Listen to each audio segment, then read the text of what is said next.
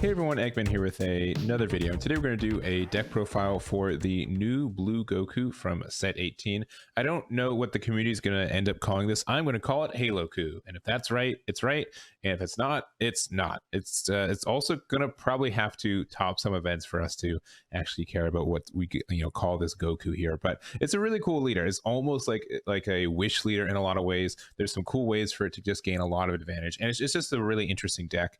And the only thing I don't like about this is that sometimes it has some consistency issues, and as we've already seen, this 6-drop is super duper good, and sometimes just in decks that aren't this guy, it's a triple strike, barrier, blocker, restands, clears boards, it does it all. So like this is obviously a good card, and so in archetype it might be good, but it might just be like another Majin Buu situation with Bojack, where yeah, the card's really good in the archetype, but like it's good everywhere else in just a better leader and stuff. So we're just going to go over this guy as well. I would say this is a just kind of beginner, kind of easy deck list for you guys to go and just kind of go from there. But the front side of this Goku permanent, you can't include black battle cards into your deck. And then also activate main, once per turn, discard 3 another World Budokai cards from your hand to draw 3 cards. And that's just like, it's supposed to help you like find a lot of consistency, which sometimes you do. You want to see this North Kai and you want to see this Bubbles every turn 1 that you can, and if you don't, you're really suffering, which kind of stinks. So that's why we're running a tight 51 cards. We don't have any room for any janks because we need to find these cards to have any semblance of having like the card advantage that really want. So because you're going to see that this leader does not draw on the front side, only like it does draw 3, but you have to discard 3, so there's no +1s on this guy. But awaken when your life is at 4 or less. Are there 3 or more angel halos in your drop here? You get to draw 1, untap 1, and add your life to 6. So if you're able to awaken early with the angel halos, you're probably in a pretty good spot. And if you're able to do so by discarding 3 and going from there, you're in a good spot. There's like this deck already has its boss monsters, and we're just kind of going from there. So we're going to talk about just some of our choices here. But the idea with this list is that you can get really controlling, and then if you get to 7, not with this guy, with this guy, you just became a critical double strike Z awakened leader. For 7, you have to have 3 or less life and 7 more energy. This is usually the harder part for it. And then when this card attacks, draw 1, that gets +1k for each of card in your energy and Z energy. And then also auto once per turn for 1 blue, place 1 of your Z energies, your owner's drop. When your opponent attacks with battle card, negate the attack, which is quite strong there. And your 20k base and everything else that goes with it. So that is strong, though of course you do not get like all the recycle stuff with this guy, but we'll go from there. And I think something about this leader is that it is a really strong list, but it is very, very difficult to play on untap with it, but just how much cycling you have to do and everything else you have to do with it. So but yeah, let's quickly, before we look at the backside, we're just going to look at this North Kai here cheer. Barrier 4k, activate main, once per turn, place a 2/1 angel halo from your deck to your drops and shuffle your deck. You play this turn 1 and then you get 2 angel halos in there for free, which is exactly what you need to do. It's so dang important. You see this North Kai every turn 1. Like it's crazy how good he is. For like how dependent, like it's, I don't know, bad game design is the word I'd use, but like you need to see this. So you almost always have to run like a 50 card list to get it that consistent, because if you don't see it, you're stuck in a really bad place. They activate main for 1, choose 1, look through your life, place up to 1 angel halo from your in your drop. If you place a card in your drop, add 1 card from the top of your deck into your life and shuffle your life. And then also place up to 1 angel halo from your deck into your dropper, then shuffle your deck. Honestly, I'm going to say it, I don't know why they didn't put this North Kai effect on like the activate main. Even if you have to pay 1, like just on the leader itself, just to get some consistency with it, because otherwise it just feels really bad not seeing this. Like I'll pay the energy to do it, like I just need to be able to find my cards consistently. But with this effect, turn 1 you can pay 1, play it, barrier, fine, place 1 in there, and then another turn 2 you do it again, and then activate main, you pay 1, and then you awaken, you untap an energy, draw 1, and then you have 2 energy open again. So that's what you want to do. If you get to do it, you're in a good spot. If you don't, you feel bad. Like, why am I running 51 if I still can't find North Kai? So Bubbles is kind of like the backup. So activate main limit 1. If your leader is a blue, activate blue, another World Budokai. Discard this card, look top 5 cards of your card deck, add 1 another blue Budokai with energy cost 3 or less, and then shuffle your deck. And also activating for blue, send this card from your drop to your warp, place up to 1 angel halo from your deck into your drop, and shuffle your deck.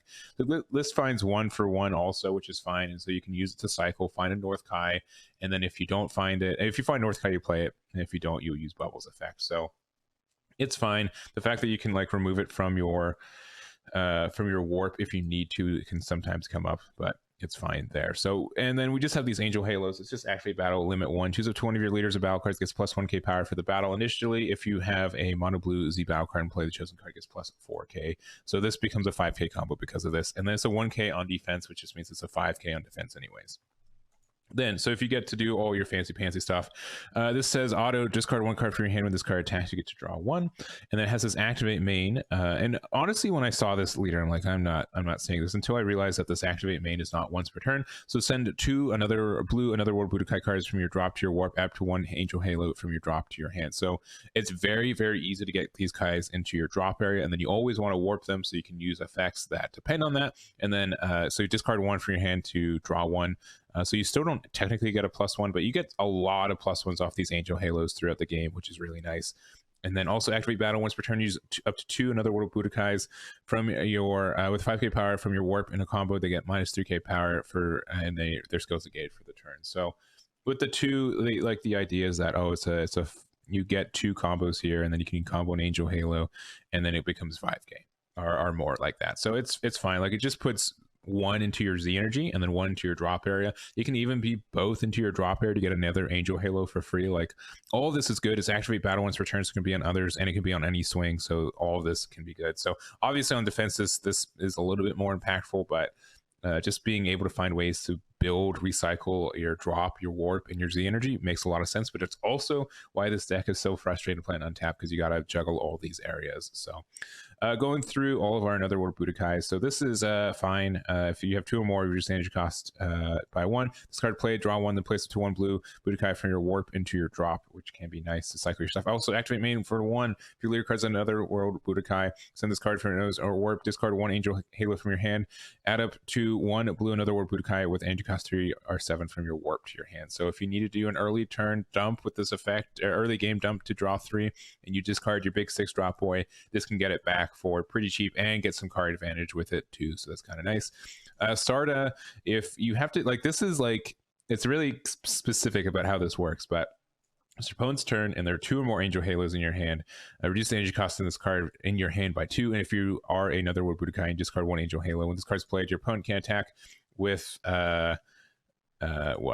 with battle cards, so then you cost 5 or less unless they place 1 to the bottom every time. So like this is fine. Like it's just a negate, which for 1, which is fine on a battle card like this. You just have to make sure you have 2 Angel Halos in your drop area, and then 1 in your hand to be able to get the full effect if you need to. So many times I'd be like, oh, I don't have enough Angel Halos in my drop, or I don't have the 1 in my hand. So make sure you have to, have 3 of these guys somewhere. And also you can only run 4 because it's not like a Dragon Ball or something. We also have Oli Blue, and I can honestly see this going to 4. We're playing 2 of these Grand Kai Intentional Draw. This is a promo. It just says blue, if your leader is mono blue and you discard this card from your hand, when one of your battle cards is KO'd by opponent's attack, choose up to one of the attacking battle cards and it places at the top of the owner's deck. So it's just fine. Maybe O blue is fine. I just kind of want to talk about this guy. Probably comes up every once in a while, but not a lot. This you just get to do discard another Budokai from your hand. When this card's played, draw 1, then choose one of your opponent's battle cards, return to the other's hand, and also activate main for 1. Discard 1 Angel Halo, and you get to play this card from your warp. So it's fine if it's in your warp. You can get it out of there, and then you can get play stuff for free. So he's fine. I'll probably bump him up a little bit, but he's fine there. And then the 2 big boys, the Son Goku versus Pikkon. So deflect dual attack when this card attacks, choose up to 1 blue battle card, 5k combo, use it for free, and then choose up to 1 of your opponent's battle cards, place at the bottom of his deck. So like this twice is great. And also auto at the end of your turn, draw 1, then switch 1 of your blue energy to active mode. And for 2 blue, if you have 3 or more energy, and discard 2 mono blue extra cards from your hand, which can include the Angel Halo. You get to play this, and then it gets barrier for the turn. It's very good. This is a really strong card in the deck, and just helps you get some early pressure, and you can get rid of some, pressure some Unisons and like everything else. And you get a draw 1 untap at the end of the turn. It's just great. It just builds a bunch of Z energy too. So if you want to make some plays later, I appreciate it. And you probably know this guy does already. He just does good things, and it's very easy for us to do the 4 mono blue, especially because we can just keep getting cards out of our warp if we need to. And then like even sometimes, like if you have an even amount, obviously you can just do Angel Halo, and if you have an odd amount, you just swing with your leader. You add 1, you do the activate battle to combo with 2 from your warp, You add one for your Z energy and then one to your drop, and you'll have an even number, and then you can combo, just do them out to get the Angel Halo. So very, very easy to do this in this deck. You usually go plus with it. You can kind of go from there.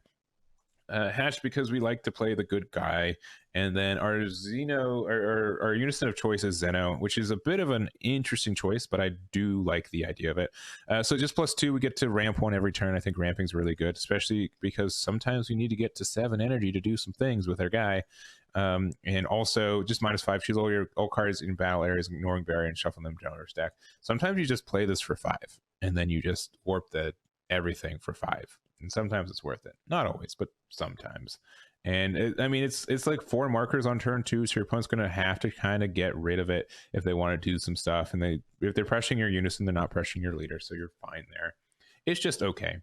I wanted to run it just to do some fun stuff with D7. You probably should run the Aandroidd 17 and 18, but just honestly, sometimes you just don't have cards to combo with, and you just have a bunch of cards stuck in your Z energy, and we don't really have a lot of fun plays with it all the time. So it's just a consideration there. But I do like Zeno in that regard, and sometimes the ramp does come in. Like if it lives turn 1 and getting ramped to turn 4 to play this guy is kind of good, so I do recommend it.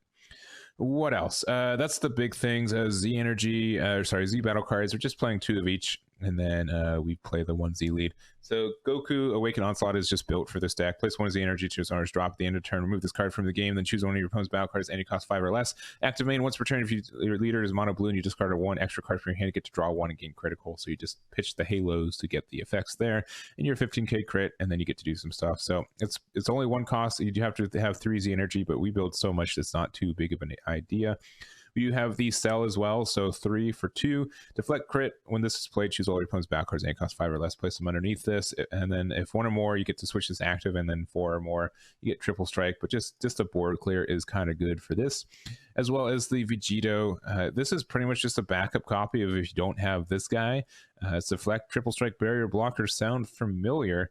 Auto at the end of your turn, switch the card to active mode, then choose one of your opponent's battle cards, place the bottom of his owner's deck, and your opponent has to bottom deck a card from hand too. So he's great. He's a good guy.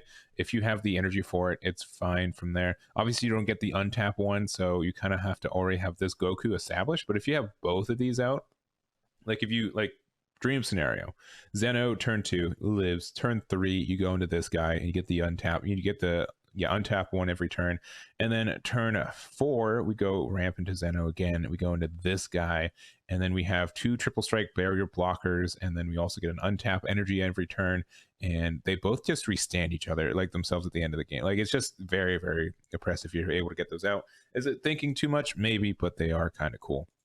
And then lastly, Ultra Instinct Son Goku Limitless Awakening.